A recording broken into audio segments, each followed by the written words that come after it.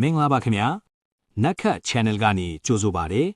အခုဆိုရင်ချစ်သူများနေ့ရှိတဲ့ဖေဖော်ဝါရီလတဲ့ကိုရောက်ရှိလိုလာခဲ့ပါပြီဒီလမှာကျေရာယာတို့ရဲ့အနေအထားကကျွန်တော်တို့ရဲ့နှလုံးသားရေးရာအပေါ်ဘယ်လိုတွေတက်ရောက်မှုရှိနေမလဲ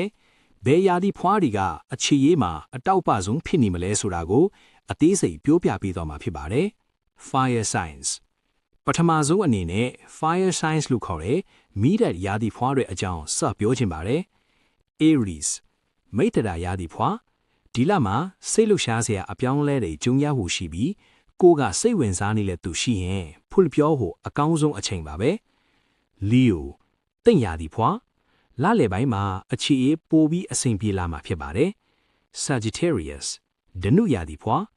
ခီးသွားရင်ဒါမှမဟုတ်တင်တန်းတစ်ခုခုတဲ့ရင်နဲ့စိတ်တူကိုယ်တူနဲ့စုံတွေ့ရကိန်းရှိနေပါတယ်ဗျာ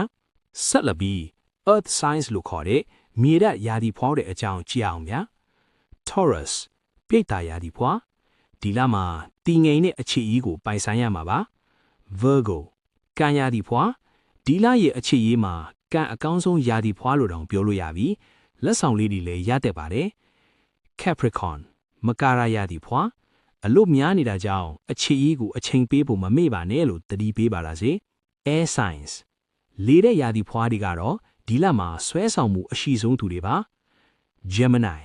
မိထုံရာဒီဖွာစကားပြောရည်မွန်မှုကလူအများကြားမှာ10ပေါ်စီမှာပါ Libra တူလာရာဒီဖွာမိမိရဲ့စိတ်ခံစားချက်အမှန်ကိုစမ်းစေရမယ်ကာလာပါ Aquarius ကုံရာဒီဖွာမိမိရဲ့မွေးလာဖြစ်တဲ့အတွက်ကိုယ့်ရဲ့ထူးခြားတဲ့ဇယိုက်ကိုနားလည်ပေးမဲ့သူနဲ့ဆုံရတဲ့ပါတယ်ဗျာနောက်ဆုံးအနေနဲ့ Water Signs လို့ခေါ်တဲ့ရေတဲ့ရာဒီဖွာတွေပါ Cancer ကရကတ်ရာဒီဖွာအတိတ်ကလူဟောင်းတွေနဲ့ပြန်ဆုံတာမျိုးကြုံရတတ်ပါတယ် Scorpio ရစ်ချာရာဒီဖွာအချီရေးမှာယုံကြည်မှုကိုပိုပြီးတိဆောက်နိုင်မဲ့ကာလဖြစ်ပါတယ် Pisces မင်ရာဒီဖွာစိတ်ကူးရင်ဆန်တဲ့အချီရေးမျိုးကိုပိုင်ဆိုင်ရမှာဖြစ်ပြီးကိုယ့်ကိုနွမ်းနွမ်းထွေးထွေးဂယုစိုက်ပေးမဲ့သူနဲ့ရေဆက်ဆုံဖို့ကံပါနေပါတယ်ဗျာဒါကတော့ဖေဖော်ဝါရီလအတွက်အချီရေးဟောစာတဲ့မယ်ဖြစ်ပါတယ်ကျွန်တော်ရဲ့အမြင်အားဖြင့်ဘယ်ရာဒီဖွာပဲထီထီကိုယုံကြည်မှုရှိနေဖို့ကအရေးကြီးဆုံးပါဗီဒီယိုလေးကိုသဘောကျရင် like နဲ့ share လုပ်ပေးခဲ့ပါဦးအားလုံးပဲအခြေရေးမှာကံကောင်းကြပါစေဗျာ